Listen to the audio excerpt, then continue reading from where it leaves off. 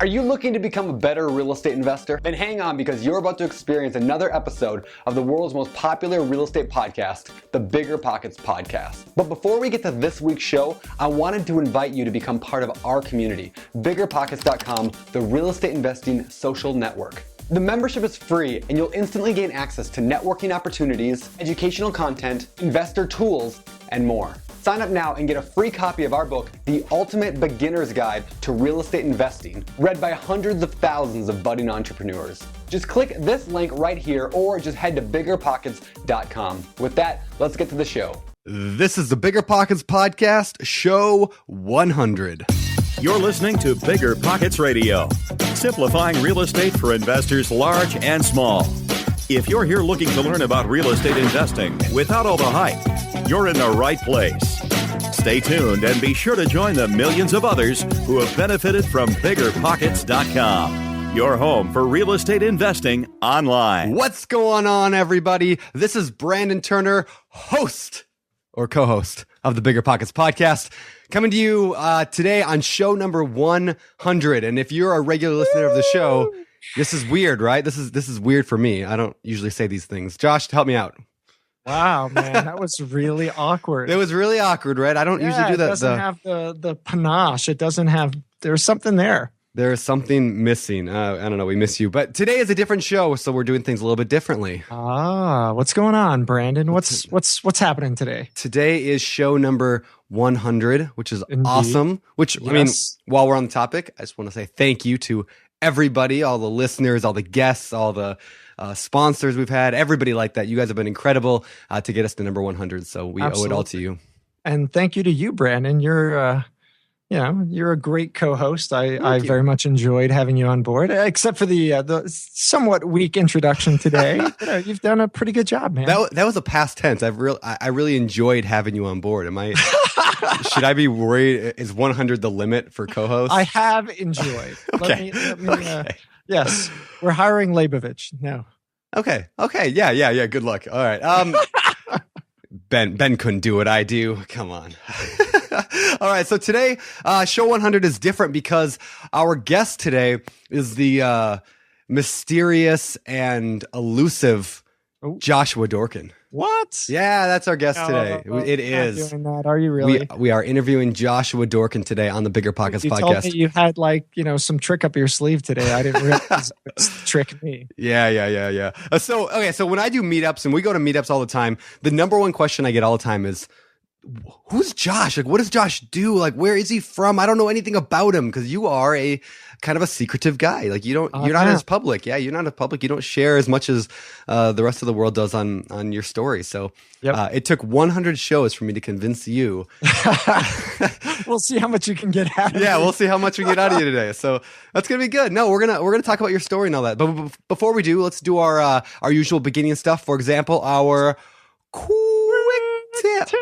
All right. Today's quick tip is, I don't know. What is today's quick tip? I don't have notes, guys. I'm literally running naked. I'm dressed, but I don't know. So, Brandon, what's today's quick tip? All right. Today's quick tip is a little self-serving, but aren't they all? I know what the quick tip is. You told me earlier. All right. Today's quick tip, guys. This is self-serving, but it is. It's okay. If you have purchased the Brandon Turner's book on Amazon. What's mine? Which is the book, the title is long. The book on investing in real estate with no and low money down. All right. If you've purchased that book on Amazon and have not yet left us a review, please go on Amazon and leave us a review. Please. And I'll take it one step further.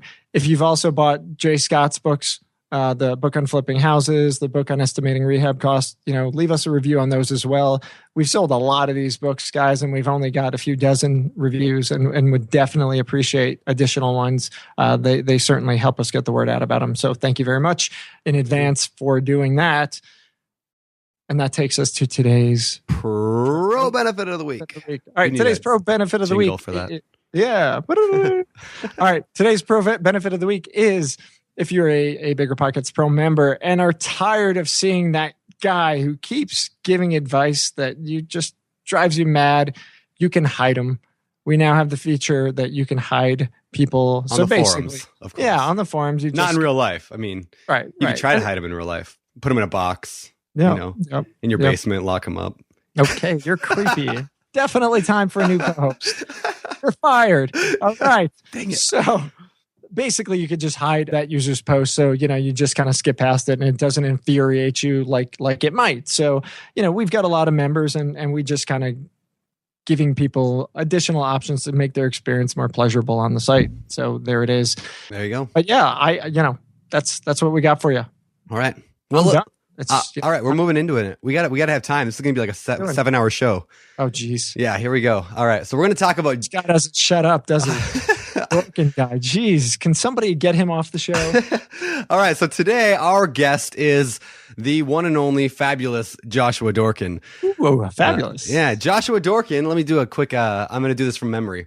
Josh started investing back. I don't know, probably a little over 15 years ago. You got kind of into this game.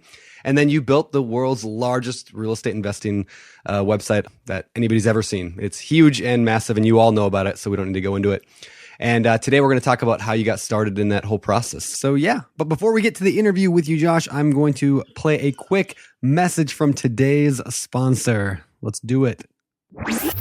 Are you running out of leads? It's time you tried Yellow Letters at yellowletters.com. Get motivated seller leads through yellow letters, postcards, zip letters, typed professional letters, greeting cards, door hangers, and business cards. Yellow Letters is a full-service marketing company created with your success in mind. Get the personal attention you need to get your direct mail campaign started and get in touch at yellowletters.com. All right, cool. You guys like that high quality advertisement? I'm impressed. All right, so again, let's get to this interview with Josh, should we? Josh, how does it feel to be a guest on your own show? I'm honored to be a guest of my own show. Finally invited after 100 shows. Yeah. Josh, right, so what are you going to ask a question? I got to start. I have to ask my own. I got to start the same way you always do. Josh Dorkin, welcome to the show. Glad to have you. I'm glad to be here, Brandon. It's a pleasure. You know what? You guys do a really good job, you and Josh, and thank you. I don't know. I think I think it'll be fun to. What? I think it'll be fun to what? What? Huh? Yeah. Okay, so today's show is going to be fun because honestly, I mean, this is 100% true. I don't know hardly anything about your story. I mean, like I've been working with you for 2 years now. Every day we spend 8 hours a day on Skype, and I know like nothing about your story. Like we just don't talk about your story. You're a private guy, like I said. So why don't we start at the very, very beginning? Okay. How did you? Question? How did you get into real estate? What got you interested in that? What got me into real estate? Well, so I grew up the son of entrepreneurs. My entire family was in the world of creating businesses. And so being raised around that gave me, I guess, the inspiration or the energy, or there was just something unspoken, because my parents didn't say, hey, you're going to grow up and be an entrepreneur. You're going to go and do this. There was something there that just kind of was innate, watching your folks build a business. And I don't know, I went to college in St. Louis, Washington University, and went there for business, ended up with a marketing and political science 2 degrees. And while there, my senior year in high school, see, I'm very nervous. I'm nervous being on this show, man. All these people listening, there's like, I don't know. Yeah. What are like 7 people. 10 listeners? Yeah. All right. So, senior year in college, I had a roommate, and we were renting this apartment. I think it was like $450 for the two of us per month. And we just one day stopped, and we were in B school together, and we said, what are we doing? We're spending all this money so this guy can get rich. Why are we doing it? Why don't we figure out a way to buy this building? And I think it was a 6 or an 8-plex. I think it was a 6-plex. And we'll buy the property, and we'll become the landlords, and we'll collect the, all the rent checks and start our way. And we didn't know what we were doing. We had no clue. We had nowhere to go. There was nothing other than a couple, the books that you can buy at the library to really help with that. And so, after scrounging around and realizing that we didn't know what we were doing, didn't have really a lot of cash, we just kind of moved on. And fast forward, Post college, I ended up moving to Boston, lived there for a little bit, ended up. I didn't know that. I did indeed. Yes. See, how about that? I know. I was in Boston for a bit, then moved back to New York. Did you park the car in the garage in Boston? I fatted in a pack cat and yeah. So I was there. I was a prop trader. What's a prop trader? It's like a day trader. I worked at a shop at a firm. I had put up some cash and they let me work with some of their reserves. And basically, I bought and sold stock all day, and did that for a little bit. Left that industry. Back then, computer screens weren't as good as they are today, and so staring at screens all day. Not only staring at a screen, but like staring at little tickers, little numbers going up and down all day long. I would go home with these horrible migraines. And so I eventually I couldn't do it. It was physically hurting me to be in this industry. So I left and moved back home with my parents. And that was in New York? That was in New York, yeah. Okay. So I was back in New York living with my parents, and I got into the entertainment business. You were a stripper. I was a mipper. A male stripper. I'm sure you were. So I got into the entertainment business, and as a kid, I was always into acting and things like that, and decided, this was a good opportunity to try it out. So move in with my folks, went into Manhattan all the time and was doing auditions, realized, I didn't want to only be on one side of the camera. I wanted to learn the industry, wanted to learn the business. So I did. I taught myself the business by slaving myself on student films, independent projects, and just working for free as basically an apprentice. Go ahead. Can you tell us how you got on Saturday Night Live? Because people don't know this. I cannot tell you that. I would have to kill you. Can you tell the story of what were you on SNL, or what'd you do? I've done a couple little bit roles on SNL. I was like a basketball player. I was actually a Jewish basketball player on Jerry Seinfeld's basketball team when Jerry Seinfeld was on SNL. That's awesome. One time I was like a police academy recruit with Ben Affleck. I done a couple of random little bit things.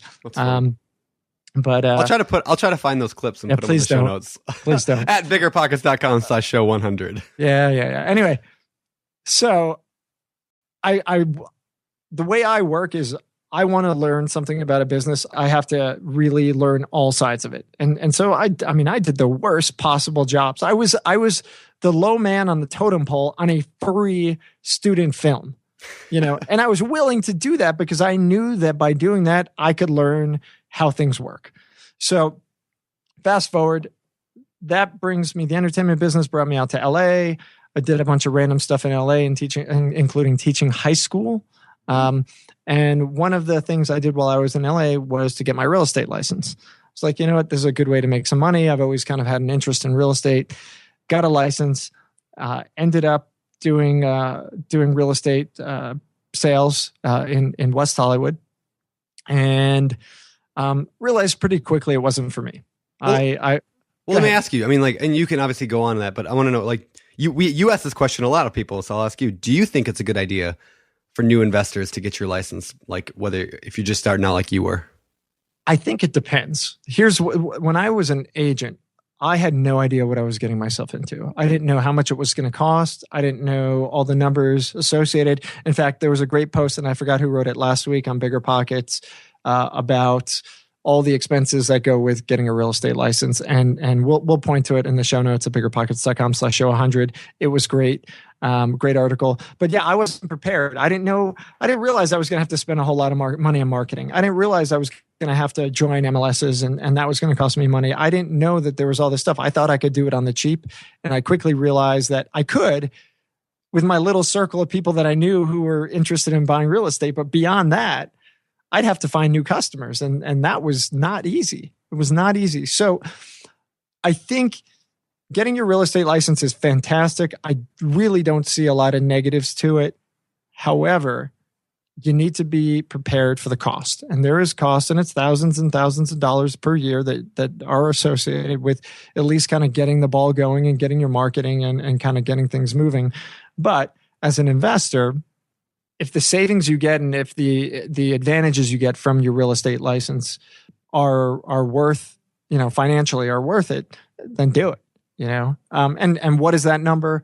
I guess, if you having your license is going to get you access to one extra deal, or it's going to let you pull the trigger more quickly, or you're going to save money on the sale of a property or the saving commissions when you sell, then why not? I think it's absolutely worthwhile. So anyway, I did that for a little bit. Wasn't for me. It really wasn't for me. So I decided to get out. Well, when you say it wasn't for you, like what didn't you like about it? I didn't like, primarily I didn't like the company I was keeping. And this sounds awful, but I found, again, I was in West Hollywood, the plastic capital of the planet. And there were a lot of plastic people that were doing the same job as I was. And so, I don't know, just kind of on the day-to-day basis, looking at listings, dealing with folks who I couldn't relate to, folks who just, I don't want to say it because I'll probably offend a lot of plastic people out in the Los Angeles basin, but I couldn't deal with it. It was mind numbing. It was really mind numbing. And doing the business side, and looking and crunching numbers was cool. But when the time came to have to negotiate or talk to people and deal with people out there, I just wanted to bang my head against the wall. It was awful. So I stopped. And again, I ended up teaching high school. I was a sub teacher. Long story short, I got a sub teaching credential and went to do a substitute teaching gig. And my first day substitute teaching, the teacher that I was subbing for quit. So I had a job, and lo and behold, 4 years later, I stayed on. I think I was there for 4 to 5 years. Wow. I didn't know that either. I thought it was like a year. No, I was there. I was there a long time, and it was a special ed school in San Fernando Valley of Los Angeles. Worked with some unbelievable kids and some kids who were pretty horrible, but mostly unbelievable kids. And I keep in touch with some today.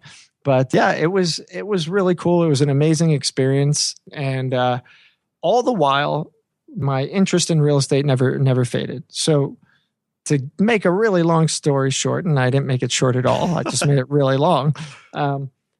One day I got a call from my brother, and he said, "Hey, Josh, I think you should check out this, what I'm doing here. I've decided it's time to buy some rental property." And he kind of gave me a bunch of information about what he was doing. And I was like, yeah, well, this is cool. This is something that I've always wanted to do. And so it triggered me to start doing a little bit of homework on rentals again, and eventually led to me buying my first multifamily property. He kind of got me excited, got me hyped up, and I bought my first rental property. But before that, I was, 23, 24 in West Hollywood, and I needed a place to live after living on my friend's floor for, oh man, it was a couple of weeks. When I went out to California, I had gone out to visit. I was looking at different acting things in California, and while I was there, I was so enthralled by it. So I called my parents and I said, Mom, Dad, when I get home, I know you're not going to like this, but I'm out of here. And they're like, "No, you're not. This is not happening." I was like, "No, I'm leaving. I'm giving myself 1 week from the day I get home, and I'm getting in the car and I'm driving to California." And they thought I was crazy, and I did that. Literally 1 week to the day. My car was packed. All my belongings were in there, and I was set out to drive from New York all the way to Los Angeles. I didn't have a place to stay. I didn't have a plan. I didn't know what I was doing, but I knew that I'd figure it out. And so halfway there, found a friend of a friend who, referred me back to another friend. And, he said, "Yeah, crash on our floor." So I did that and, paid for groceries while, they let me hang out there and play video games all the time. Anyway, so I needed a place to live, and I was like, I'm in California, this is a good market. And I ended up buying a condo. And so that was like my first purchase was this condo purchase. And I know was just going to ask you. Wanted to ask about that. So what was your very first investment, or what was your first deal? I guess that was. Yeah. sort of be it. Yeah. So I bought the condo, and it was, I paid $250,000. It was in this amazing building in West Hollywood. I moved in, lived there, for those people who are old enough to know it, it was kind of like Melrose Place. It was unbelievable. A lot of fun. Did you buy it knowing that like It was a lot of fun, by the way. it sounds like a lot of fun. Yeah. Did you buy it knowing like, I don't know, anything about as an investment where you're like, well, this would be a good investment property. This is a cheap place. Was it inexpensive when you bought it? I mean, how'd you pick that place, and why did you choose it? So for me, the first and foremost was I needed a place that I'd be comfortable living in. So what I did when I moved to this new city was I got in the car and I drove up and down every single block. First, I would kind of drive around and find different areas that I liked. And then once I found an area I liked, I'd drive up and down every single block in that area, looking at the different buildings, looking at the property. And once I kind of found areas, then I started to do some shopping, did some research. And when I found this place, I think I ended up paying more for the unit than anyone had previously paid for a single unit in that building. Nice. So I overpaid, but when I did the math, A, for me to live in made sense. And B, if I were to get out and rent it out, it made sense. The numbers worked. And so I bought the condo and it was great. I mean, loved living there. Everything was good and well until I started to get these notices that we were getting these one-time assessments. And that was like the first time I was like, oh man, wow, real estate, like you could really, really kind of get screwed if you don't know what you're doing. And I didn't know what I was doing. I was 23. I bought a condo and assessments. I mean, I had read all the paperwork when I bought the place, but cool. I didn't know they could start, charging you out of the blue, like random stuff. I thought, I pay X amount a month for HOA fees and that's what I'm paying. I could predict that. Sure. So for those people who don't know, what is an assessment? Assessment, I mean, because I don't know. Basically, if there's some kind of charge, some kind of bill that comes up or something that the association wants to spend money on, they can come up with these assessments, these one-off assessments to take care of it. And so I don't remember what the first one was, but I was really angry. I was pissed off. I was like, this is, that's a lot of money for a lot of us. And I didn't expect it. I didn't budget for it. And so that was one of the first turning points for me of HOAs being negative. There was a lot of, HOAs all politics. It's people on power trips. A lot of people who, have nothing doing in their life and want the power of managing and controlling something. So they go and they, beat up other people. And listen, I get HOAs. There is a need to some extent, but I think a lot of the politics in HOAs is very detrimental to HOAs and to the people who live in these communities. Bottom line is, the HOA that I was a part of turned out that we did not have earthquake insurance on this building, and I was kind of ready for another big quake to come. And I was like, the board, I don't love the board, I don't trust them. They don't want to get earthquake insurance. There's just a lot of stuff, and so I ended up getting out of the condo. I ended up selling it instead of holding on and renting it or anything else because I feared that my investment was in the hands of people outside of myself. Mm-hmm. And one of the things about real estate is it's better in my mind than stocks and bonds and other things because you have control of that investment. Well, when you're buying in an HOA, you don't necessarily have control of the investment. There are other parties and players who can really, really affect that investment for you. And I don't know, that was a big turnoff for me. And so I'm fairly anti-HOA from an investment perspective because I think that it's too easy for these boards to affect potential cash flow by coming up with assessments, raising rate, raising fees, things like that. And frankly, making rules that you may not like and may not work for you. Do you think it would have been better had you like run for the HOA board, been on the board? I know some guys like Serge Shukat, who we had on somewhere in the 60s on his podcast, one of the most popular podcasts 61, we've done. I think it was, yeah. One of the most popular ones we've ever done. But one of the things, talking to him just recently, he was saying how he's on, or he is like the board of one of his properties. So I wonder, like, would that have changed things for you, or could you have gone that route? I was going to, and the rules were pretty much stacked against people and stacked in the favor of the people who were on the board. And, you know, I had made friends with a bunch of people, but, you know, the folks who were in power at the time made a pretty convincing argument why they should stay in power, even though they were actually doing bad things above and beyond everything else that we're talking about. So, bottom line is, you know, if you're looking at condos or homes or anything else that are in an HOA, do your homework, read the docs before you buy the property, and make sure you kind of know what you're getting yourself into, know what's possible, because it could turn around and hurt you. Yeah. I know I've been looking into like condos a little bit, whether it's in Denver. I kind of want to buy one in Hawaii, maybe, you know, random places like that. Must be nice to be Brandon Turner, right, guys? It is amazing, right? No, I want to buy a condo in Hawaii. Meanwhile, my Parisian estate isn't doing so well. I'm just thinking, I'm thinking as an investment, I don't pay you that much, bro. So I'm thinking as an investment. So I want to buy something in Hawaii that I can rent out using like Airbnb when I'm not there, and it'll give me a nice excuse to go every year, a couple times. Yeah, wouldn't that be great? We should totally buy a nice condo but those are the things I'm worried about. I mean, I'm worried about the HOA all of a sudden being like, hey, by the way, for the next 3 years, extra $500 a month because we got to put a new roof on because we didn't calculate that correctly. Yeah. Like that freaks me out. Like, oh crap, you know, like there goes cash flow for the next few years, and then hey, we want to redo all the carpets, even though we did it 4 years ago. You know, hey, you know, let's do something else, and you know, ultimately the people are supposed to have a say in these things, but you know, again, politics can be very interesting when it comes to organizations like. Is it like House of Cards? Were you like Kevin Spacey trying to navigate? I was not like Kevin Spacey. I ran into quite a few Kevin Spaceys, but yeah. Nice. Well, so you bought the condo, you lived in it for a while. How long did you live there? I was there, I think, 3 years and sold it. I think I sold it for $370. Now, mind you, all this was going on. The bubble in Los Angeles was frothy, man. It was, you know, I bought it in 2000.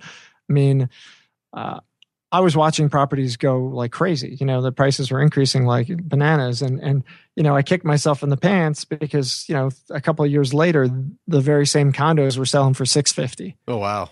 So, yeah, but still, you made it a little over $100,000. I made some money. It was good, you know, and a great experience, and you know, use that to kind of parlay into the next thing. And but yeah, so you know, it was a unique experience. So you kind of did a accidental, pretty much exactly what I did, kind of an accidental live and flip.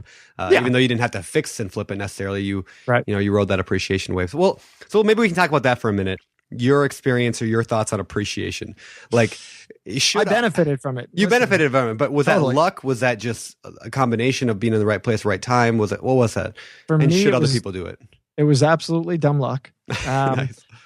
I got beat up on the stock market bubble. I remember I was a stock trader, did fairly well in the market. You know, getting into the market allowed me to end up buying that condo.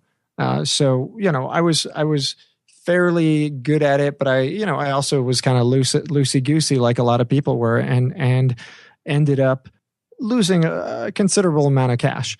And so that made me pretty conservative when it came to real estate, which is also, you know, why I ended up selling when I sold. I saw that my condo in little time had gone from $250 to $370. I was like, wow, that's crazy. This thing is up, you know, 150, 50% in short order. This is crazy. This can't sustain itself. Well, it did for another 4 or 5 years, and it shouldn't have, but it did. And you know, I think, you know, between the financial institutions, I think, you know, various folks in power, you know, senators and other officials of power encouraged the bubble to continue. And I think that's what kind of allowed it to keep going. But it was dumb luck. I, along with, you know, millions of other people, you know, saw appreciation, saw the benefits of it. I saw that it would end at some point, and I got out. Again, had I held on, I could have done better, but had I held on, I could have done worse too. So whatever. In terms of appreciation, I think there's some merit to strategically purchasing properties in the way of growth. Mm-hmm. So like a lot of our guests, I believe that appreciation is something that would be a nice factor that you can't guarantee it. You can't count on it. But if you're buying long-term holds in the way of growth, you should see appreciation. So, whether it's take here in Colorado, the Denver Boulder corridor, there's these two cities that are 30 miles apart or so. And I've been here almost 8 years. In that time, you've seen this corridor between these two cities just fill in with suburbs. And so, if you had the foresight to say, oh, you know what, at some point this is going to start to happen. I'm going to invest in property somewhere in here, and you get in early, you're probably going to ride somewhat of a wave of appreciation as demand grows to go in there. But I'm not going to tell people, hey, just buy there because you expect the property to go up in price, because I think you're just gambling. I mean, at that point, you're straight gambling. Sure. So, buy with fundamentals, buy a property of value, look for undervalued, discounted properties, purchase those. And then, if you're in the way of growth, you should expect some kind of appreciation over the long run. But if you don't get it, as long as you've got the cash flow coming in, you're good to go. So that's, that would be my highest and best aim for, what's the best way to kind of go about doing this. I like it. Okay, so let's talk about, you said you kind of parlayed that into your investment, your first investment. So let's talk about that. You mentioned earlier your brother was trying to get you into it. Kind of take us from there. So, I mean, really quickly, just he was snapping up duplexes, 4 families, a bunch of multis around the Midwest, and I was looking at the cash numbers, and I said, "Wow, that's awesome." And he was there, and I was like, "All right, well, you know what? This isn't a bad idea. Let's do this. The numbers look good." And so I started with low end multifamily. And where was this at? You said St. Louis, right? Yeah, it was a mistake. I'll just put it that way. This was not a good decision. Buying properties thousands of miles away with no experience managing people, and expecting that I'd walk away with a good result. When you say low end, what do you mean by like? How low was this? I mean, this cardboard box? These were in neighborhoods that you don't want to walk in at night. I didn't want to walk around at night. Now, I didn't love walking around during the day either, but I did. And it'd be properties where 3-4 doors away, you'd have a vacant property with people hanging out on the stoop. Mm-hmm. I wasn't quite Joe Pesci, but it was these were tough areas, and so. I think the biggest thing I took away from that was new investors should not do it. Investing at a distance is definitely a strategy. It's a viable strategy. Buying turnkey or just buying, long distance and managing it yourself absolutely is viable. But I really do believe you need to get some kind of fundamental base before you go out and do that. I really, really do believe that. I think it's to your advantage as an owner to know what you're doing before you go out and buy something that, is going to take you at the very least, a flight to get to. Yep. I made a lot of mistakes. I counted on property managers that, I didn't know how to vet, and I bought properties I shouldn't have bought because, I didn't know what I was doing. And I'm gonna drill you about those mistakes here. We're gonna go deep in those. All right, well, whatever. So it was a learning experience. And listen, here's the thing: all those mistakes, and just the experience in general, is why you are here talking to me. It's why anybody listening to the show is listening to the show. It's why the, countless, 20 million, tens of millions of people who have been through our platform BiggerPockets would not exist without me having these negative experiences. Sure. And so, they were horrible. However, I took these things and said, I need to do something. I need to figure out a better way. And that kind of birthed, BP. Well, and I want to get to that. But I also want to know, like, that first, I mean, let's talk about specifics a little bit. Like, how did you find the properties? Was it just your brother? And then what was how did you finance it? Kind of those kind of questions. So finance, I had cash from all cash. No. I mean, I bought, I bought four families. So you can get a traditional loan on a 4-family, put 20% down, okay. Found them, basically flew into town, got in the car and drove around and looked at countless Detroit-esque properties. I mean, man, the one property that just and any experienced investor has been through these, but the one thing that stands out for me, we all have like that one property that just like, oh man, oh. Yep. We walked into one and there was a carpet of mold on every surface in this entire property. Ooh. Like, I had seen mold, but there was mold on there was mold on light bulbs, on glass. How does mold grow on glass? I don't know. I don't know how that's possible. There was mold on every surface. And that's the one property that to this day just stands out to me. Like, you didn't actually buy that one, no, right? No. Okay, good. Okay, good. Hell no. Now there are people who would, and today I might. Yeah. But no way. I knew I had some limits at the time. But no. So we just kind of drove around and looked at a lot of properties and kind of took a yellow pad, a notebook, and put down, what did these things look like? What was the purchase price? What was the, what I have to put down? What was my rent going to be? What were my kind of estimated expenses? And again, I didn't know what I was doing. I didn't know how to estimate expenses. I didn't know how to estimate management costs. I didn't know how to estimate repairs. And those, my friends, are the killers. Yeah. Those are the ones that most people don't get right. And those are the ones that will cost you and that will hurt you. And I was okay. Even though I underestimated, I was still fine. But, it hurts. It hurts when you don't know that you're going to get 10, 12% on management. It hurts. And you don't know that, in low income property, somebody's going to break a toilet every week. How do you break a toilet? I don't know. But it happens, right? I'll clog a toilet, but I'm not going to break a toilet. I don't know how that works. I don't know how. I had a unit that I had there was a hole in the floor in the kitchen. Yep. In a hardwood floor. There was a hole. How do you put a hole in the hardwood floor in the kitchen? Makes no sense. Do you drop an anvil? I mean, I don't know. I don't know. But it happens. And so, I don't know. You had a question somewhere and I just ramble. That's all right. No, I want to know about, you mentioned, you didn't expect, the cost for property management. I want to talk a little bit about the PM stuff, because I know you rail on PMs a lot, property managers on the podcast here. So obviously you've had some bad experiences. So I guess my first question is, how did you find your first property manager?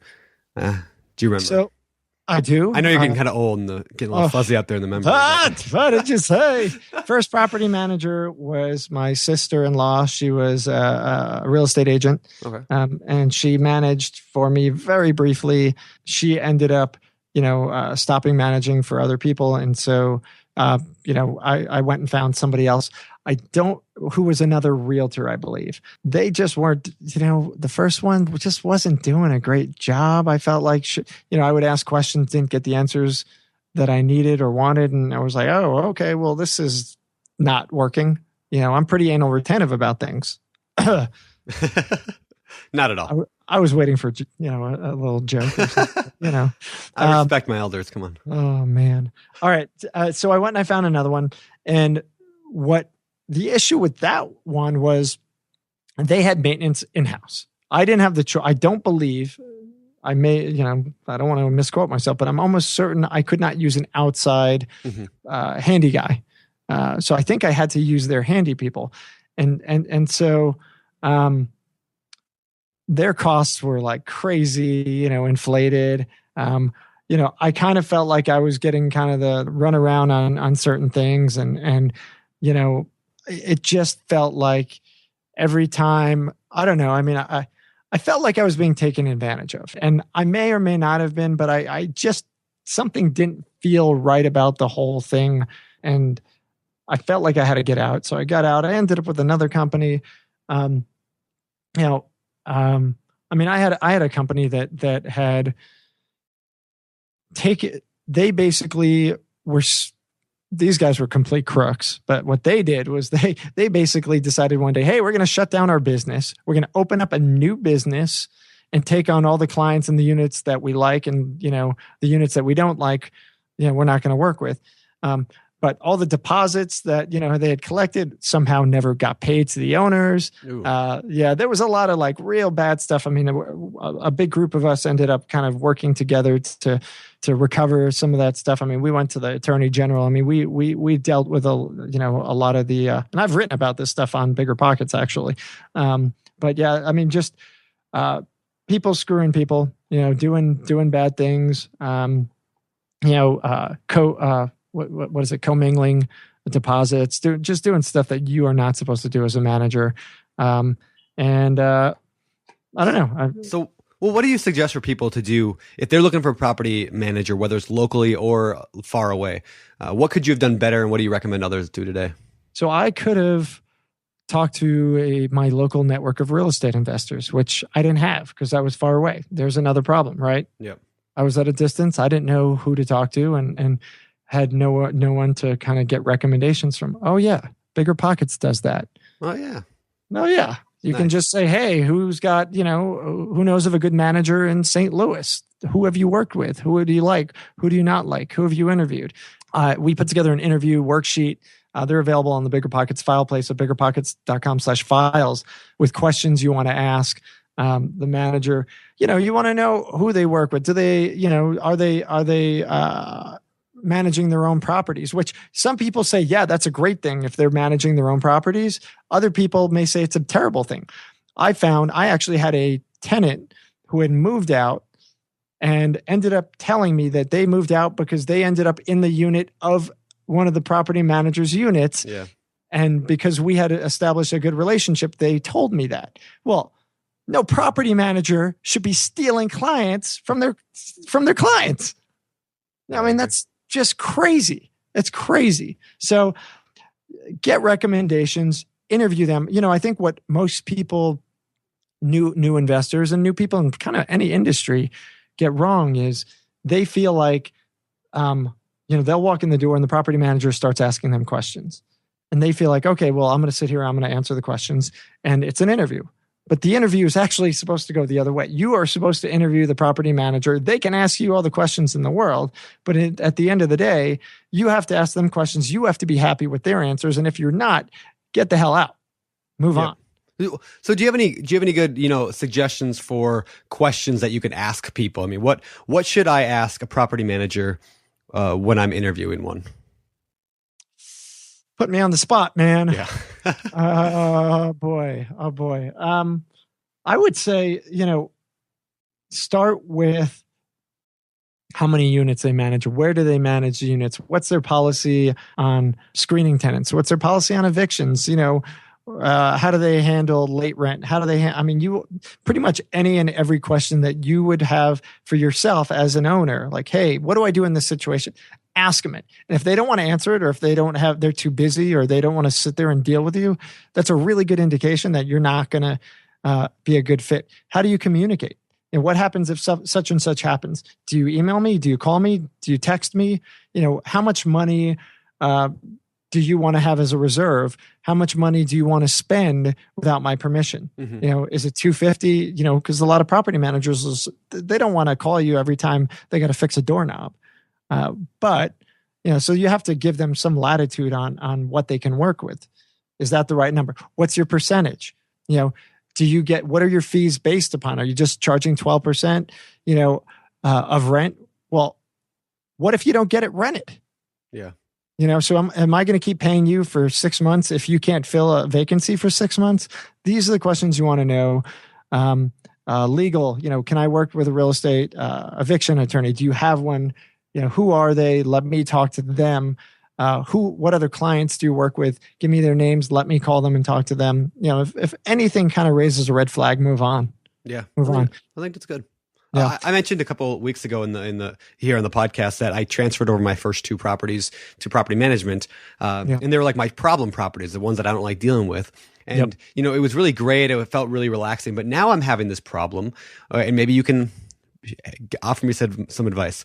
I feel like I have to be telling my property manager to do everything. Like Time to move on. Yeah, it was like 2 weeks into it, and the guy hadn't paid rent yet. So my wife emailed and said, "Well, it was like day 6, whatever. So rent's due." She emails and said, "Hey, did we get the rent?" She writes back, "No." My wife says, "Okay, so what do you do at this point?" She says, "Oh, we just serve a 3-day notice usually." My wife says, "Did you serve it?" Yeah, did you serve it? "Oh no, but should we do that?" "Yes." "Oh, yeah. Okay, we don't need, you don't have to give permission." Now it's the next month. So he only owed like $200 for rent because of how it prorated. Anyway, next month now, today's what? Today is the 8th. And I do not have rent yet from that $200 from last month or this month. Has she served a notice? I told her to on the 1st that if he didn't serve it, but I have I don't think she did. So now I got to call and tell her to serve the notice. It's so annoying. No, actually you have to call her and fire her. Yeah, I probably do have to call and fire her. Maybe she did it, but No, there is no maybe. I mean, like if she listen, I like here's the thing. You're a nice guy. A lot of people think I'm not, but I'm actually a very nice guy. This is a business. This is your business. Yep. Okay. That person that you've hired to take care of and manage your business is not managing your business. Mm-hmm. It is not your job to babysit the property manager. And if you have to babysit the property manager, you need to fire the property manager. Which then goes back to the issue, though. If there was only 2 in my town I could rely on, and one was old and one was this time one. To dump all the properties in your town. If you don't want to, This might answer my question of should I just open up my own property management company? Versus you might want to hire someone else. That might because not be a bad idea. This person is not doing what they're supposed to be doing, right? Mm-hmm. Their job is to work for you. If you're telling them what they have to do, they're not trained. They don't know what they're doing. Then you're not working with a property manager who's worth their salt. Yeah, I feel like all we're doing right now is my wife is still the property manager. We just now have a liaison between the tenant and us, and that's not what I hired for 10% of the rent. Yeah. Person that anyway. Well, listen. I mean, the bottom line is here's the issue. Like this is something that a lot of people don't know. Listen, Brandon Turner, who is Mr. BiggerPockets, right? I mean, is that my name, Mr. BiggerPockets? No, I think I'm Mr. BiggerPockets. Okay, maybe. Maybe we need a little guy with a top hat. Probably. Yeah. But I mean, you're asking these questions, and that's okay. And you know what? Again, that's kind of the beauty of BiggerPockets, by the way, is like. There is not a stupid question. These are questions that just stupid people. I am not. All right. No, but I mean, these are questions. Brandon, you've been investing for years and years and years and years, and you're asking this question. And I think you know the answer, and you're asking it because you're such a nice guy that you're afraid to actually face the truth, which is you need to fire this person. But that's the thing. That's why I created BiggerPockets. I mean, that is fundamentally why I created the site. I had property. I had questions. And I'm sitting around looking for a place to go where I could find an answer to those questions. And there were websites at the time. I mean, Facebook didn't even exist, by the way, at the time that BiggerPockets was born. But Zillow didn't exist at the time BiggerPockets were born. There were sites. There were a bunch of communities for real estate investors.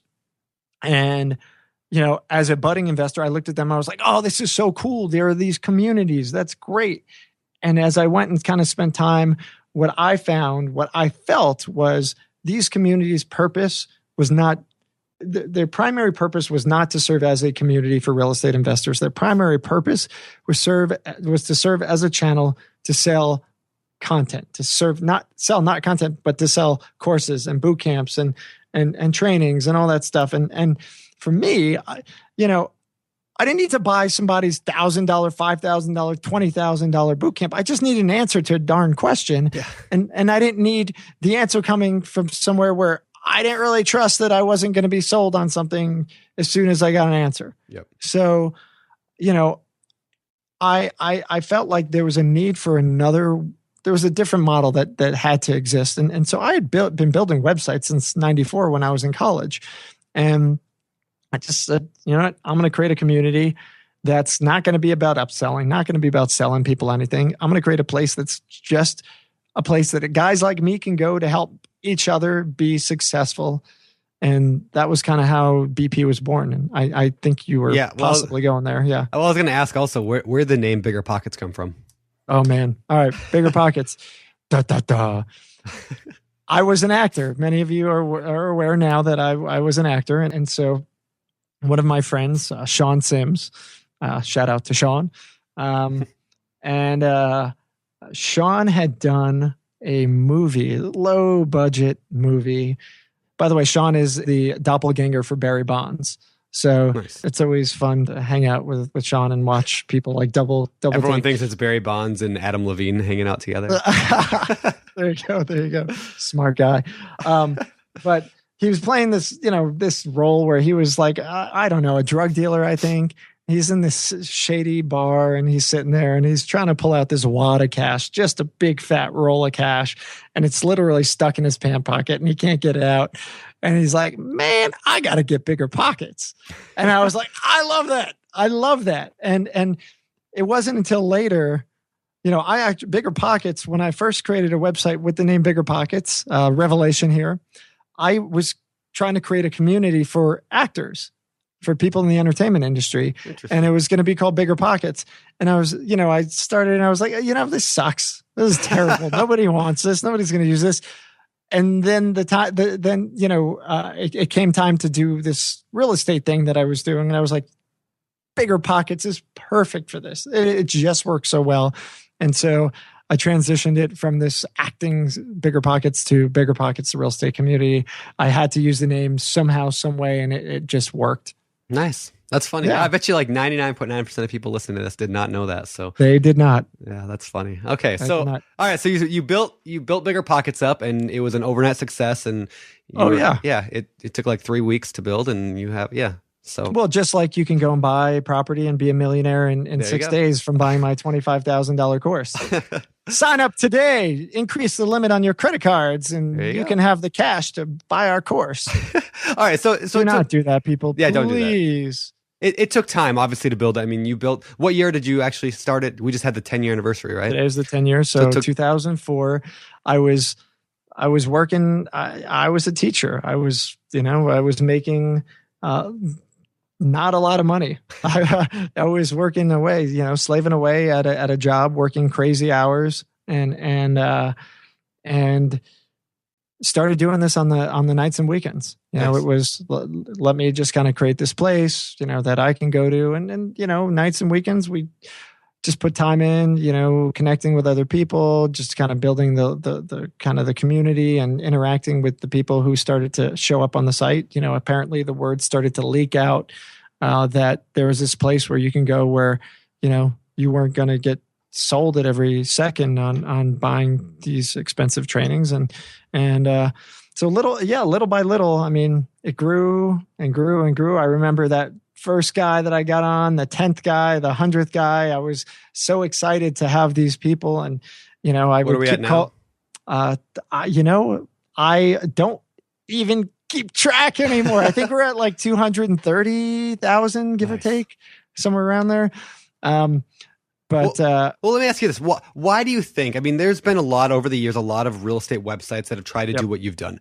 Yet Bigger Pockets is today, I mean, hands down the largest, it's the site. I mean, it really is like the Walmart of online. I wish I was making Walmart. Walmart money. Too bad. But you are the monopoly, I guess, so to speak. So why? Oh, don't use that. All right. So for the government, this is not a monopoly, but you run this thing. So what sets Bigger Pockets apart? Why is it so much bigger, and why did it take off the way that it did and get to the level that we are today? Isn't that like famous for question number 4? It kind of is, but not quite. I think what set, and trust me, like over the years, there have been a lot of imitators have come up. A lot of companies have come on, and very smart marketing ideas. They come, they create exactly what I've got, and they show up on Bigger Pockets and say, "Hey, come check out my community. It's just like Bigger Pockets." Really? That's how you're going to promote? Like, as I always say, McDonald's doesn't walk into Burger King and put up a placard. It doesn't work. You don't do that. That's what we call not cool. You just don't. But I don't know. I think I've stayed honest and true to myself. I've stayed honest and true to the initial intent of BiggerPockets. I stayed honest and true to our users. I've entrusted them with the ability to be there for each other. I think, this has not been easy. 10 years, I've got a couple grays going on. But it hasn't been easy. And I think what people love about BiggerPockets is they know that we stand firm for them, and we're not going to sell out. And listen, not a week goes by, and you can attest to this, where one of us on the team here has an idea. It's like, oh yeah, hey, this would be so cool if we, and then we're like, oh no, we can't do that. How often does this happen, Brandon? Every day. We can't do it. Wait, come on, Josh, this would be so good. What do I say? I don't know. Make a plan. I'm putting you on the spot. No, I say, no, we can't do that, right? Our people would users would get pissed off, and they'd scream and yell and leave. We always say it's like BiggerPockets. We could abandon our principles and turn it into $100 million business and be living on, the beach in Hawaii for the rest of our lives if we wanted to. Oh yeah. And that's, I don't know how sustainable it would be. No, but you could ramp that thing up real quick, offer some $50,000 training for everyone, and overnight do it. And I think, if from an outside perspective and then coming in, like that was what I noticed was set you apart from everyone else, as no one else made that commitment. I feel like I won't sell out our users. So anyway, that's what I've always seen. It's hard. It's hard, Brandon. I look at how much money is made in the education space, right? Yeah. And I say, we can make the most amazing piece of real estate education for anything and everything in real estate investing. And we can sell it for a lot of money. I can't sleep with myself. Well, that's awkward. Yeah, it's awkward. All right. I can't live with myself if I do that, right? Yeah. It's just something that I can't do. And so there's alternatives, right? We've written our Ultimate Beginner's Guide. It's a free, amazing guide. If you take all the content in BiggerPockets, there is no book, there is no course, there is no boot camp that comes even remotely close to the compound knowledge that is BiggerPockets. There's nothing. There is nothing on planet Earth that comes even close to it. And so, we have to make money, right? Absolutely, to have a business, to be able to continue to do this and build this business to help serve the investors of this country and around the world, because we have visitors in almost every single country in the world every single month. It's unbelievable. We have to make money, and there's one core philosophy that we have on doing that. And are we going to sell it? Are we going to go and build this education and sell it? And the answer is always no. No. Now we did listen. Some people are going to say, you guys are hypocrites. You've got a book, you sell education. I guess we're hypocrites. We do sell education, but we sell education at a rate that's extremely affordable. I see very different purchasing a book than purchasing a $997 course, a boot camp for thousands of dollars, a one-on-one for $25,000, $50,000, $75,000, whatever the hell they're charging today. I see selling a book for $20, $25 is very, very different. And I was gonna say everything in the that's the way I guess I tell people, like, everything in the book, Jay Scott will say the same thing as I'll say, is every single solitaire thing in our books is free on BiggerPockets. Yep. You're paying for convenience, not for there's no secrets. You're not getting anything that's life shattering, but it's organized in a way that kind of makes sense. And I think having credible books that are well written on a topic is a great way to go. I do not see any distinction between that and providing tons of value to people. Okay, well, I want to ask you one more question on those lines then. So a lot of people, I guess this is a criticism that BiggerPockets gets a lot. I'm going to say the number one criticism we get is that we're too aggressive against promotion or against we're too hard on the gurus, on the trainings, on the courses. That I get that a lot from people that, especially from it's usually the ones that have courses and trainings that say that. But I want to know, you kind of like, for people listening to this, why are you so aggressive against self-promotion and against the boot camps and the guys that are, I mean, aren't they just like any other industry you can pay for a consultant? How is that any different from that? I mean, what are your thoughts on that? So I think my issues really stem from the fact that I believe overall that the gurus take advantage of people who are vulnerable. Yep. If you took an investor like yourself, okay, you've been doing this for what, 8 years? About that, 9 years, 10 years? 8 years, yeah. 8 years, so, I think. So you've been doing it for 8 years. You're savvy. You kind of know what you're doing. Thank you. For the most part, yes. I asked questions like you did earlier, but that's okay. We all have them. No, a guy like you, I would have very little issue with you going and spending $25,000 on a one-on-one mentorship. I really would, because I think you're at the point where you know the basics. You know if somebody's pulling the wool over your eyes. You've got the fundamental knowledge to be able to evaluate the value that you may or may not be getting.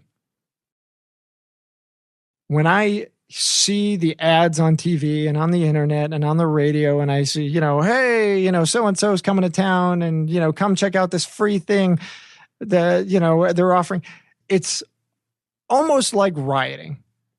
There's a sense of hype that happens, right? I mean, people do things out of character when they're in groups.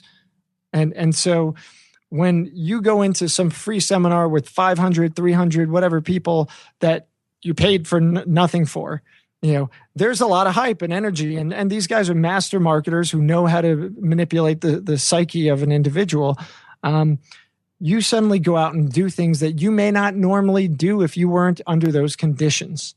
Okay. And not only do you go and sign up for that $997 boot camp from the free boot camp, because that was the whole purpose of the free boot camp, was to get you to the $997 boot camp. The $997 boot camp whole purpose was really just to get you to the 5,000. And ultimately the 5K was intended to get you to the 10, the 25, or the 50, or whatever it is today. And you know what? People fall into it. And it's a funnel. We use the word funnel all the time in our work. And it's, a word that, you send your yellow letters out, you're going to send 1,000, that 2% are going to do this and X% are going to do that. It's the same thing. But I think I really do believe that the intent is to take advantage of people who don't know any better. I really, it's just, that's what I believe. And I've seen it because in the years that I've been doing what I do, I get email after email after email from people who say, oh, Josh, I wish BiggerPockets was around a year and a half ago, 10 years ago, 12, whatever it was, right? Because I wouldn't have signed up for that thing. Because you know what? I didn't need to spend $25,000 to do. I didn't get much. I got a couple of nuggets out of it. It wasn't worth the money I spent. What I get out of talking to other investors on BiggerPockets is just is more valuable. I could ask any question. I don't have to, hey, you're going to get so-and-so on the phone, but you actually get their underling who has never done a deal themselves, whatever it is, right? Yep. That to me, it just kills me. It really kills me. It feels like people are being taken advantage of. It feels like the way the marketing is done is designed to take advantage of people. And frankly, I don't like taking advantage of people. I think it's bad form. I think it's a practice that should be stopped. I don't care whether it's in the real estate investing industry, the commodities trading industry, the stock industry, financial services industry. This happens across a lot of industries. And so for me, it's kind of my thing. I think there's other ways to go. Now, again, is there a place for these folks? I think there is. I think some people don't want to troll around a forum to get information. Some people don't want to do some people want to get information. They want to spend money. A lot of people feel good if they spend money on education. They think, hey, if I spend money, it's money well spent. Yep. Which is fine, and it is true in many cases, but in a lot of cases it's not. And so, but if that works for you, if that's how you learn, and you're okay knowing that you're not guaranteed to be rich after taking a course, you're not guaranteed to be successful after taking something, then go ahead and take it. go ahead and take it. And there's other models. There's models where folks will say, hey, I'm going to take a piece of your deal, each deal you do going forward. And that's something I did that when I started as an agent. I had an agent who mentored me, and he got half of my first 2 deals. And I was perfectly content with that because he taught me the business. Yep. Right. But there are some folks who take it even further and they say, hey, you pay me a piece of the deal until I've made $1 million. Yeah. That's crazy. Yep. That's crazy. So there's, I don't know. I fundamentally have an issue with people taking advantage of other people. And I think much of that industry is designed to take advantage of people. And that's why we do what we do. BiggerPockets is kind of a place you can go and you don't have to spend a dime. You don't have to buy our books. You don't have to do anything. And you could ask anything and everything and learn anything you want to learn that you could learn from any training boot camp or whatever else on BiggerPockets, and it won't cost you a dime. So, yeah. I think that's great. Well, one of my last questions before we head over to the fire round, I want to know, I guess, what is your biggest suggestion for people who are listening to the show about getting involved, growing through BiggerPockets? I mean, where should people turn to? It's a big site. What should people do that are listening that aren't currently involved? They should ask my wife. I don't know. She's the boss. She is the boss. She is. No, and by the way, she, we wouldn't be here if she weren't there to support me. When I first started BP, the first couple of years I was teaching, I actually quit my teaching job. And the first couple of years of working on BiggerPockets full time, I was not making any money. I was, and so we, she supported us both. And so, to Julie, if you're listening, I know you put up with me enough. I'm sure you're not, but thank you. I mean, really, I definitely wouldn't be here without the support of Julie. So, but to tips and to using the site, I think the key to BiggerPockets and to those who are successful in BiggerPockets is being authentic. It really, and it's a word that's, I think, played out in a lot of ways in the social space for people who kind of are studies of social media, but it's true. If you join, well, first off, I mean, the biggest problem is, I love these emails. Hey, I joined your site. It sucks. Close my account, angry people. Okay. What sucks? Well, I joined the site and nothing happened. Oh, nothing happened. Well, my friend, magic is not going to happen. You need to make moves. This is a tool. BiggerPockets is a tool to help you better your business and better your knowledge. And we could only, there is nothing that will make you a successful investor. There is no tool, there's no solution that's going to put deals in your pocket. There is nothing. I want to build something that does that. It doesn't exist. Yeah. There's nothing like that. You have to do the work. You have to do the work. And whether it's learning the basics, learning the fundamentals of how to evaluate properties, looking at properties, looking at deals, networking with people, whether you've been doing this for 10 years and you need cash doesn't fall in your pocket. You have to get out there and work to get the cash. Deals don't fall in your pocket. You have to get there and work the deals. No matter what you do, you have to work. You have to hustle. That's one of the things that I took away from my family, and I took away when I was in the entertainment business from my friend Al. Shout out to Al Thompson, who really is the guy who kind of taught me grind, the hustle, the grind. Work your butt off. Hustle, hustle, hustle. You know how you beat the other guy? You work harder. You work harder, you work smarter, you put systems in, but you got to work. And so to answer your question on how do you be successful in BiggerPockets, well, don't just create a profile and say, oh, I'm going to be successful. That's nonsense. And anybody who has done that and has a profile, if you don't get out there after listening to this and actually do something with that profile, connect with people, engage, participate, you might as well close your profile. And I know, and this is why people like BiggerPockets, because I'm not afraid to say that. Like, there is no point in you having a profile in our community if you are not going to do anything with it. Yeah. You have to engage. You have to be active. You have to talk to people. And once you do, then you have to take it to the real world. Connect with them on Skype. Connect with them on Google Hangouts. If they're local, sit down for coffee. If they're not, connect remotely. But you can't just expect a profile to get you anywhere. So what's my tip? Connect. If you're an expert in hard money, go on our forum, set up a keyword for hard money. And every time somebody's talking about hard money, you talk about hard money. If you're a hard money lender, right? You help people out. People see that you're adding value. They see that you're involved in the community, and they're going to say, oh, you know what? That guy's vested. Let me work with that guy. Versus the other guy who may spend money on advertising, promotion, whatever, but isn't willing to put in the work. I personally, I'm going to work with the guy who I know is involved, who I see, is giving, Brandon Turner and Jay Scott a hard time. Well, that guy's, hey, he gets it. Okay, let me work with that guy. Or whether you're, a new investor and you say, well, I have nothing to add. I have nothing to say. Right? That's what you guys all think. You guys are all saying it. I know it. Well, you do. You know something, your area, and frankly, you have opinions and things like that.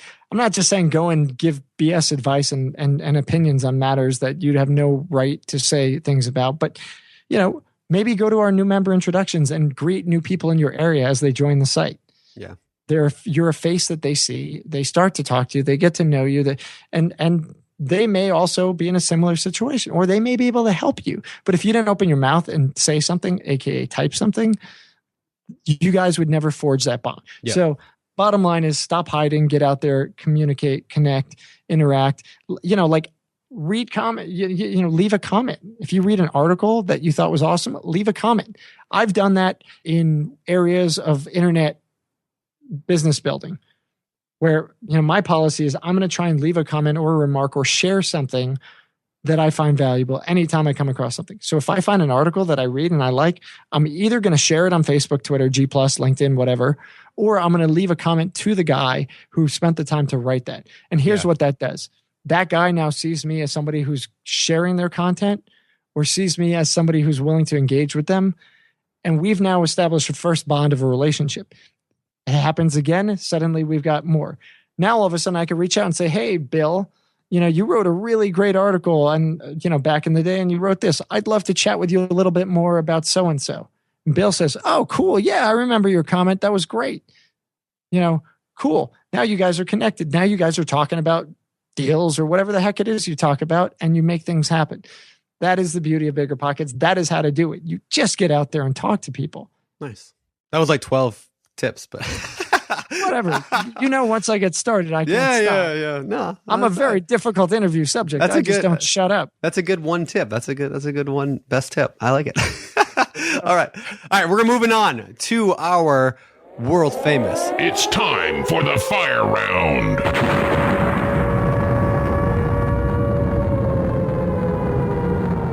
All right, the fire round. These questions are coming from the forums, and to be 100% honest, I didn't even look ahead of time. I'm just going to pick some because I know you're the expert in everything.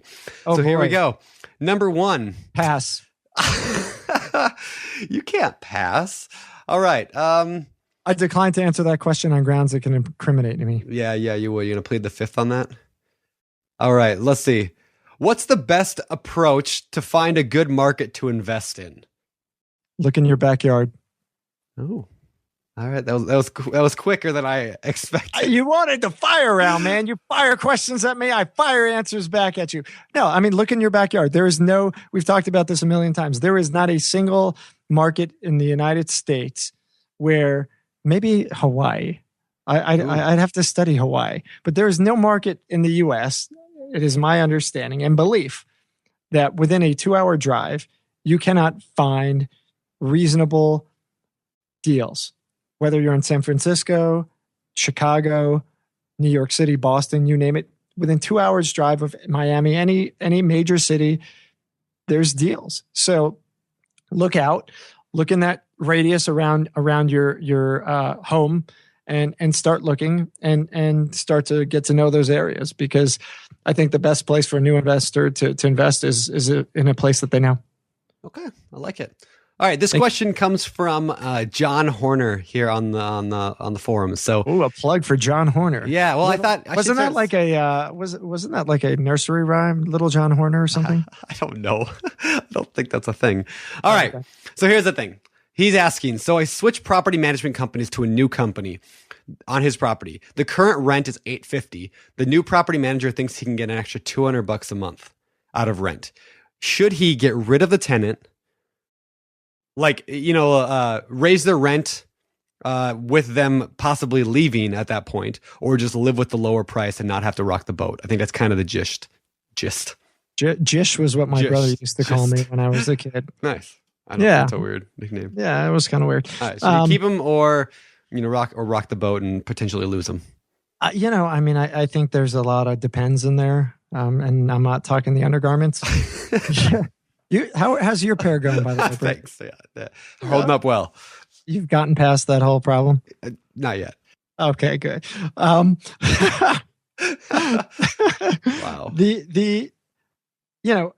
If you're in an area where finding a renter is difficult, is it smart to kick out somebody who's potentially been stable and been with you a long time? I think that's potentially a dangerous proposition. If, on the other hand, you're in an area where finding somebody to fill a vacancy is easy. If the market is saying that the increased rent is definitely attainable, and you can tell that by looking at what other people are renting, how fast the properties are renting out, might be something worth considering. But I think I prefer the incremental approach, which is kind of somewhere in between, which is, start raising the rent on those tenants, and you'll eventually find that point where you've gone too high. Cool. And so, I think just be smart, look at your situation. And obviously you also want to look at local rent laws. And, if you're in rent control, don't do that. Yeah. Don't we do that. We won't get into that mess. All right, a couple questions actually about BiggerPockets forums, just because I went to that forum about BiggerPockets questions. So first one, Barry asked this: where in BiggerPockets do I post investors to partner or provide funding for building homes? Like, where do I post about investors or partners on the site? Gotcha.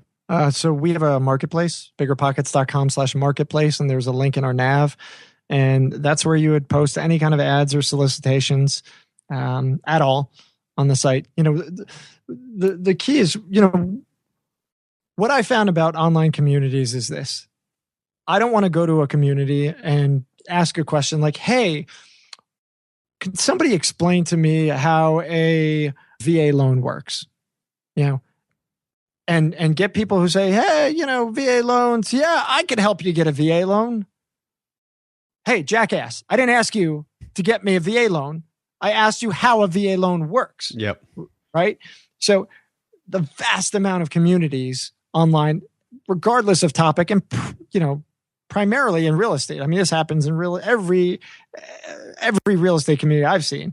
You go, you ask a question, and you get somebody beating you on the head. And you asked me earlier about why I'm so hard on people promoting and selling. You asked me that a half hour ago before I started bloviating about whatever the hell I was talking about. But the answer is, I want the answer to the question that I asked. So give me that answer. And if you answer that question and add value, like I said before, people may say, oh, this guy, Bill Johnson, hopefully that's a fake name, is really, really savvy at VA loans. And if I decide I want to reach out to you and ask you more, or ask you if you can help me get one, I'll do that. But it's not your business to come into my world, my question, and start pimping yourself out. So we are really, really hardcore about enforcing, the no solicitation rule on the forums and across the site. We will throw people off the site, without blinking an eye, no matter who they are, what they've done, how long they've been on the site, if they break that. That to me is a line you cannot cross. So the marketplace, you go to the marketplace, biggerpockets.com/marketplace. You can post your ads, your solicitations. I'm looking for this. I need this. I've got that. Check out my this website, or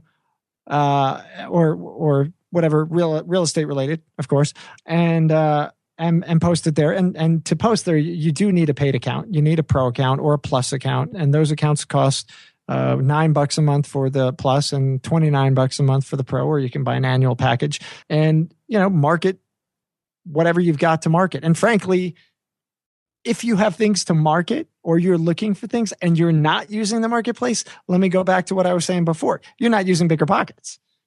You're missing out.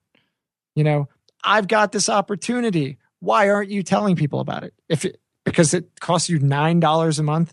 Yes, we do have to make money, absolutely, at BiggerPockets. But if you're not willing to spend $9 to post an ad on a deal, you probably shouldn't be in this business. So the marketplace is, let's give a couple examples. Brandon, you've got a triplex you in the past that you're promoting, right? Well, advertise the triplex. Or, hey, you found a great deal, but you need a partner to come on. Well, that's a great place to post it. Yep. Or, hey, I'm looking for this. I need that. I've whatever it is, whatever your need or want is. And by the way, every single person listening to this show and every single person on BiggerPockets has a need and a want. If you're not posting those in the marketplace, nobody's going to know what they are. So get out there and post it, and that's where you do it. Nice. All right, last question. And just because you mentioned that, so a guy named Tom S. said, question about Pro accounts. Can anyone tell me the difference between Pro and Plus, and why should I upgrade to Pro? So I'm going to give you like 30 seconds, Josh. Right. Done. Wow, good job. You know what's amazing? One of the, we've got a lot of members. We survey them and we ask them, hey, what do they love about BiggerPockets? And we have people who sign up for our calculators. We got these fantastic calculator. We've got a flipping calculator, a buy and hold calculator, and we are finally, blame Brandon, not me, launching at some point in the coming month or so a wholesaling calculator. Yep. So we've got a suite of calculators.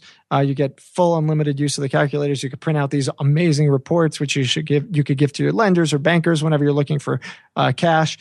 So the calculators, you can find members. We have anyone can use our search, but we have more enhanced search that paid users can get. You can look for people in certain zip codes who meet certain criteria, and a pro membership can get you that enhanced signature. If you're looking to build your brand, your company, you can put your company's logo at the bottom of all your posts. And so as you answer questions and help people out, they could see your brand, get to know who you are, what your company is, and say, oh, okay, that's becoming familiar. Let me work with those guys.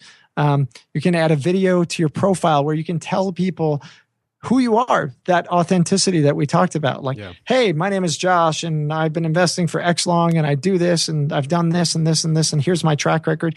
Put that on video, right? I love this function. This is probably one of my favorite, and to date, one of, I think, the more underused, which is sad, because if I'm thinking about working with you, Brandon, as an investor, and I go to your profile, all I see is words and a picture. Yep. And I can go and I could see what advice you've given on the forums or what you've written in an article form.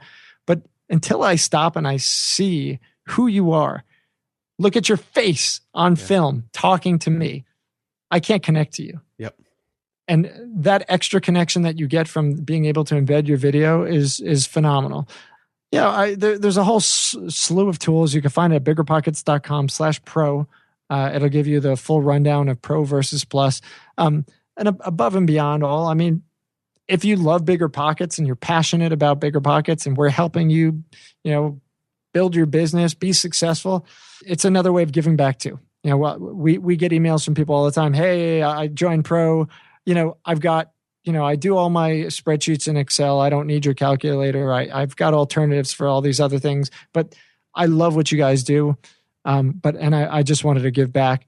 And they get Pro accounts, and those guys, I'm honored. It's weird. It's a weird feeling I have, that people almost see us like a NPR. Yeah.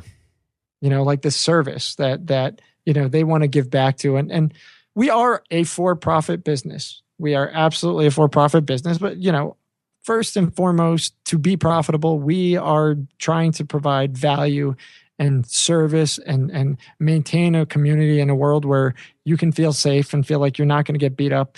Now, people may beat you up if you ask, a question and say, "Hey, everybody, I've got this Deals Section 8 property. states. Yeah, I got deals in all 50 states." Or, "Hey, I mean, man, what are some of the crazy ones that we see?" I get a lot of people who just I don't know, ask, you say there's no stupid questions, which I agree completely, but I wouldn't recommend jumping on and saying something like, I don't know, how do I get started in investing in real estate? Right? Like, it's not a stupid question, but it's a question that you should put the work in to find the answer to, because we've done that. It's been asked 1,000 times. Yeah. And frankly, you should go check out our Ultimate Beginner's Guide, BiggerPockets.com/UBG, which can help you with all that stuff, right? Cool. Yeah, I don't know. I hope people are interested. I mean, I hope this is helpful. I know this was not my decision, by the way. I will tell you, anyone listening, the reason I am the guest on the show today is because Brandon forced me to. He told me he was going to quit. Well, if I did not so many do words. That's funny. All right. We're moving on. We're moving on to the last. Actually, I actually have 2 more questions for you. Where do you see BiggerPockets headed, first of all? And where do you see your own personal investing headed? Fair enough. BiggerPockets, not a day goes by where we don't sit around with the team here and elsewhere, our remote folk like Brandon, and ask, how can we better serve investors? What can we do to make the lives of real estate investors better? Can we improve the platform? Can we build tools that can help investors out? Can we, provide more information? Can we change the format of our podcast? Can we create more free guides? What can we do to help people out? So going forward, we want to keep going. We want to keep building tools to help you with your business. We want you guys to, continue to look to us, BiggerPockets, as a place, a credible, trusted source that, we're here to stand behind you and support you and be there to assist you through the good and bad, because we all have good, but we all have bad too. And, when that happens, it could be a lonely place. And I think that's one of the greatest things about a community like ours is, we all hopefully get to, pat each other on the back and kind of hold each other's hands when things aren't going so well. So keep going, keep fighting the fight, keep trying to stand up for people who need to be stood up for. I think something that we don't talk about a lot is I do want to transform real estate. I think real estate investors get a black eye. I know a lot of people are shy when they, when the time comes, like, hey, I don't want to tell my friends. I don't want to, they're just going to call me slumlords. They're just going to, give me grief about doing all this stuff until I prove that I'm successful. And then they're going to be like, oh my God, how did you do that? Which is exactly how it goes, right? Hey, I want to be a real estate investor. Oh, dude, really? Yeah, I don't know. You're going to be a slumlord, huh? Yep. Funny. I bet you everybody who's active as an investor has gone through that. And it's nonsense. There are bad people out there. Absolutely. There are gurus that make bad names for people who are legitimately teaching other people. Local coaches, local mentors, things like that. I mean, there are landlords who are doing bad by their tenants, that aren't taking care of things, that are, just treating them poorly. There are flippers who are, slapping lipstick on a pig, right? There's wholesalers who are doing bad things. I mean, there's, commercial guys who do bad things, but I think those people as a whole represent a small percentage of our industry. The real estate investing industry has a lot of really, really amazing people. And the vast, vast majority of us are just trying to build a business so we can get somewhere, to support our families, to get to retirement, whatever the purpose is. We're not trying to do bad. We're trying to do a good thing. And so, I try my best to speak out on that and, try to let the press know and do my part to give examples to them of, the good stories, because it's so easy to go in the newspapers and, oh, this landlord plowed down their tenants, this and that, or this guy did that. Those stories are fun, but for the press, but they give us a black eye. Yeah. And we don't need it. And I think we need to all stand together as real estate investors and say, we're not going to take it anymore. And, if you see an article like that, write your local press and say, hey, guys, what about this guy, who's, flipped 15 houses, put millions of dollars back into the town and given people a good place to live. What about that guy? Let's talk about him, because he's the guy that matters. He's the guy who's helping us get out of the recession. He's the guy who's helping our economy. He's the guy who's helping to build, this country into the country that it is. Yeah. Because without him, we'd all be living in, slummy slums. Podunk. Or podunk, right? So that's on Bigger Pockets. Me personally, man, I don't go a show without being inspired, and I'm not inspired by me. I sure as hell I am inspired by you. But like the folks we bring on, and whether it's somebody who just did their first deal or their 50th, I don't know. I mean, I think I'm really interested in notes. The idea of buying notes and not dealing with tenants' toilets, and what's the other one? I don't know. I don't know. Termites. Yeah, sure. But I like that concept for me personally. I would like to own some more rentals, probably on higher end properties that would hopefully require less headaches going forward.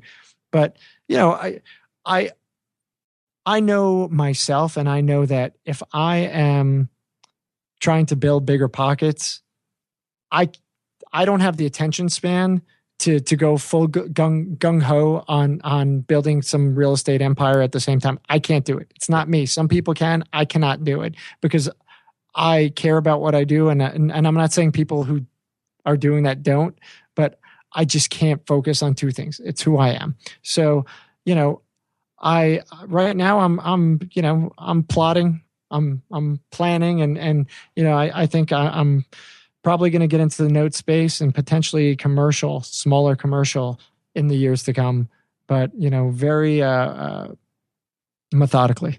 Nice. Cool. All right. Now I believe it is time for our world famous Four. Famous Four. These are the questions, Josh, that we ask everyone. And I know you've never listened to our show before, so these are going to be new on you. I'm not prepared. You're not prepared. So number one. My favorite game is Candyland. What is your favorite real estate related book? If I were Brandon Turner, I would say, well, not to plug myself, but my favorite real estate book is the book on No Money. Which is a good book right there. It is. I think. I'll plug anywhere. Oh, I know you will. You're shameless. I think the book that impacted me the most was The Richest Man in Babylon. Nice. It's a parable. It's an easy read, but you can see the value of being smart with your money. And so, is it a real estate book? I don't know, but it's a real estate book. It is. I mean, because I say so. Yeah. I mean, because I say so. And you are Josh Dorkin. I am no one. I love that book too, and I need to reread it. I haven't read it in about a year at least. So it's one of those books I want to reread, just like Rich Dad Poor Dad or the others. I want to read them every year. They inspire me and they keep me remembering why I do what I do. So anyway, great. All right, how about business book? I think only because it's fresh, but it was a really good book. It's literally sitting next to me here. Rework from Jason Fried and David Henmeyer Hansen. It's about kind of building a company and how to do it, and it's fascinating. Actually, it's cool. I had somebody who, and I forget her name. I'm mad at myself, but she had sent me a private message saying, "Hey, Josh, the Ultimate Beginner's Guide is so valuable as a book. I just want to thank you for it." And so she asked me for my address, and she sent me this. It's called the CEO Code. I haven't read it yet, but it's how to create a great company and inspire people to greatness with practical advice from an experienced executive. And man, people don't send me books. Yeah, there you go. Okay. Anyway, well, I got in the mail like a couple days later this package, and I was like, "What is this?" And it was bubble wrapped, and it was like, I'm like, I hope this is not like somebody with some bad anthrax or something. I was freaking out, and I unbundle it, and it was this pin. It said, "Trust me, I'm a CEO." And I think it was the same person. It didn't have a return address or anything. I thought it was kind of cool. But yeah, I mean, I like to read books that are about improving our business, improving what we do, and how we provide a service, and better that. And so anything along those lines is definitely helpful. And to those people listening, let me just say this. For about 20 episodes, I got a lot of grief about a book called The 4-Hour Workweek. Well, mea culpa, folks. It's a good book. I have some issue with the book. I don't like the idea of shirking on your responsibilities and kind of giving it to somebody else to do your own work while you're out vacationing. I don't like that concept. I think that's a bad concept. But thinking about how to build a lifestyle business, that's why a lot of people come on BiggerPockets. That's why a lot of people get into real estate. And so I did finish the book a while ago, and I think it's good. And I walked away with a lot of stuff. In fact, I was talking with my wife about it the other day because I watched a movie called The Secret Life of Walter Mitty. Have you seen that? I haven't.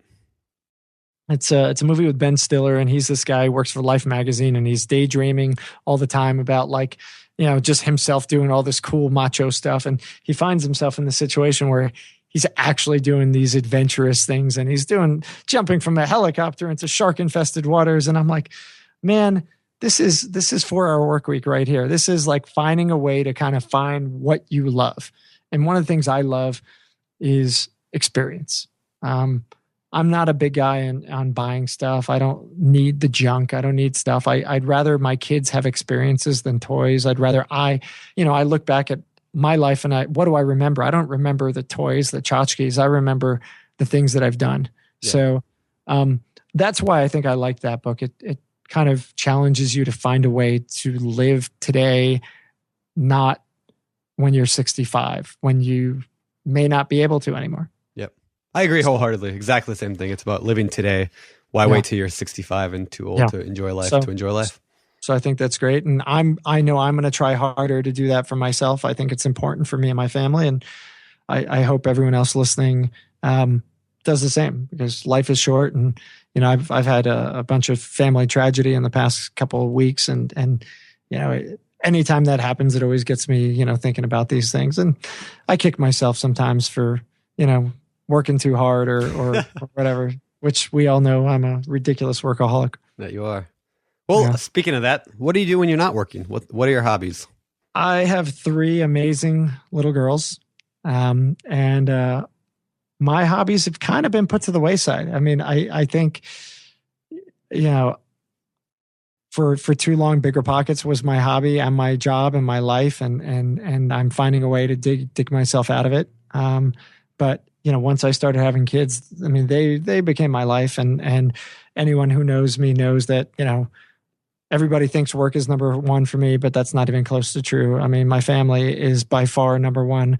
I can testify. We'll be having this really good conversation, but here's this amazing new thing we should be building. And all of a sudden the phone rings. Sorry guys, gotta go. It's my wife or it's my kids. And it's always instant. And I respect you for that.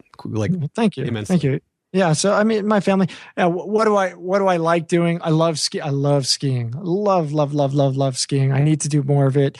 I got to get out and go hit the slope somewhere. I always find it a pain to go get the pass, and it's just a headache, but I got to just do it. I want to ski South America. I want to ski Europe. I want to do more skiing. I love windsurfing, travel. Love traveling. Been to South America, been to Asia. Haven't been to Europe since I was a kid. Haven't seen much of it, most of America, but I want to do more. Just being outside.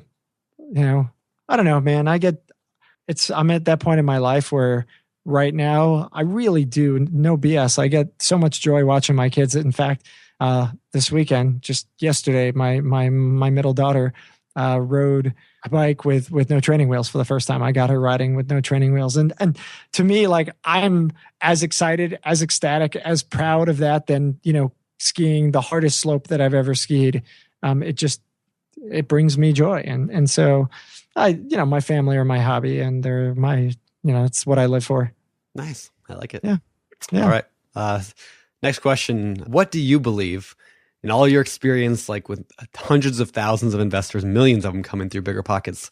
What do you see sets apart successful ones from those who either give up, fail, or never get started?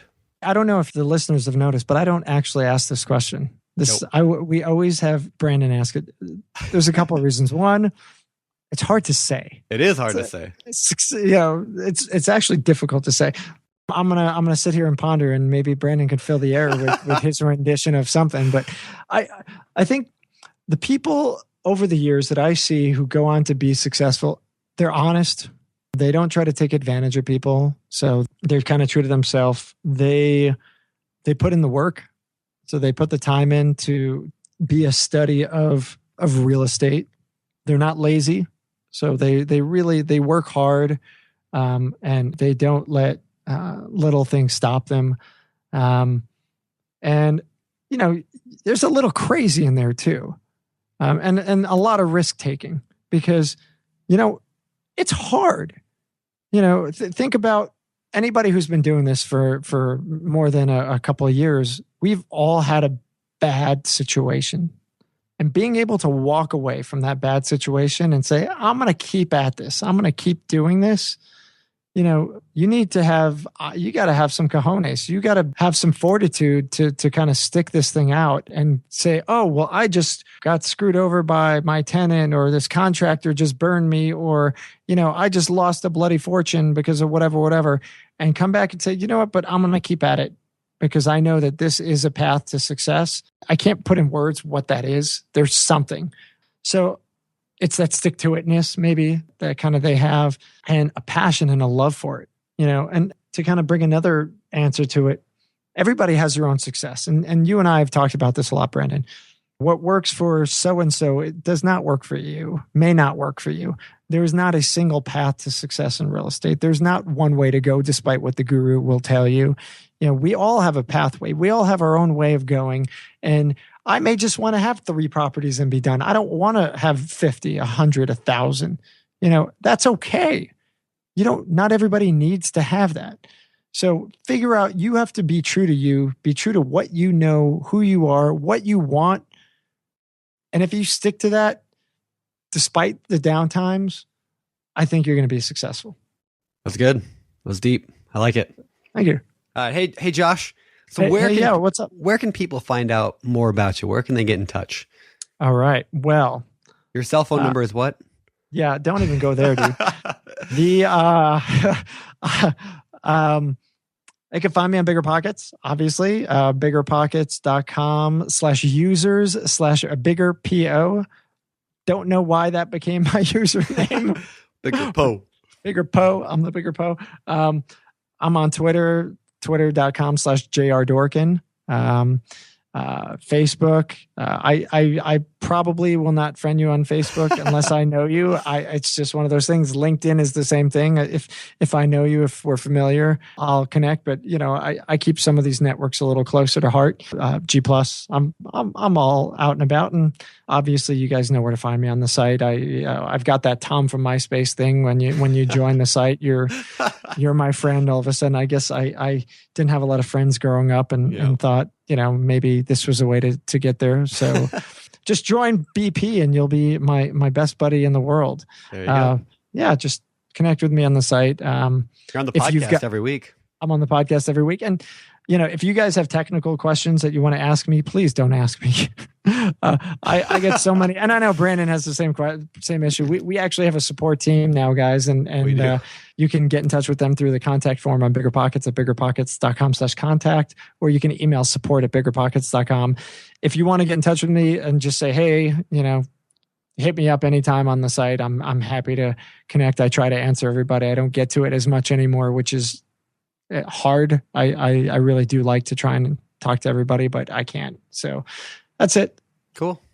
Yeah, cool. Man. All right. Well, you want to close this thing out? I think we better close this thing out. So, Josh, I'm sorry if you listened, by the way, all the way through. Yeah, I think you were trying to go for the longest show ever. Is this the longest show ever? It's close. I think Ben's going to beat you on that digital coffee shop episode, but we're close. Man. We're at a little, almost 2 hours. But Anyway, everybody, thank you for listening. Obviously, Josh and I really, really appreciate all the support. 100 shows. Wow. I never thought we'd get here when we started out. I don't think we thought we'd get to show 5. No, we had no idea what we were doing. Like, listen back to those first shows. No, don't listen. We were awful. I mean, we're the still interviews awful, were good, but we were not very good. Yeah. So anyway, thank you guys. We appreciate it. Obviously, jump onto BiggerPockets. Josh said it 100 times today. People who succeed are ones who get active and involved and take a approach that they're going to make themselves successful, not rely on some magic. So jump in, greet some new members. If you haven't done a new member introduction, do one today. And then, of course, follow us on Facebook, Twitter, G+, and the usual. That's pretty much engage it. with us. You know what? Yeah. I'm going to add in. I don't say this, but like share. Like share. If you think BiggerPockets is awesome, I know I do, and I share it all the time. And I may annoy my friends a little bit, but they get over it. Share what we have. Like if you find a cool thread, like share it on Facebook. Your friends may say, "Oh my God, you know what? I didn't want to tell him that I was investing in real estate, but this is so cool." If you read an article, share it on Twitter, share it on Facebook, share it where you are. It helps us. If you love BiggerPockets, sharing our stuff will help us, and it'll help you. Here's how. The more people we have on BiggerPockets, the more potential partners you have on BiggerPockets. The more people are connecting, engaging, the better, the faster you're going to get answers. So as we grow, we all grow together. So help us grow by sharing, telling people about us, and getting the word out. That's it. Cool. So close it up, man. Do it. All right, I'm doing it. All right. BiggerPockets.com. This is show 100. You can check out the show notes at BiggerPockets.com/show 100. That's all we got, guys. Thank you very much. This is Brandon signing off. You're listening to BiggerPockets Radio, simplifying real estate for investors large and small. If you're here looking to learn about real estate investing without all the hype, you're in the right place. Be sure to join the millions of others who have benefited from BiggerPockets.com, your home for real estate investing online.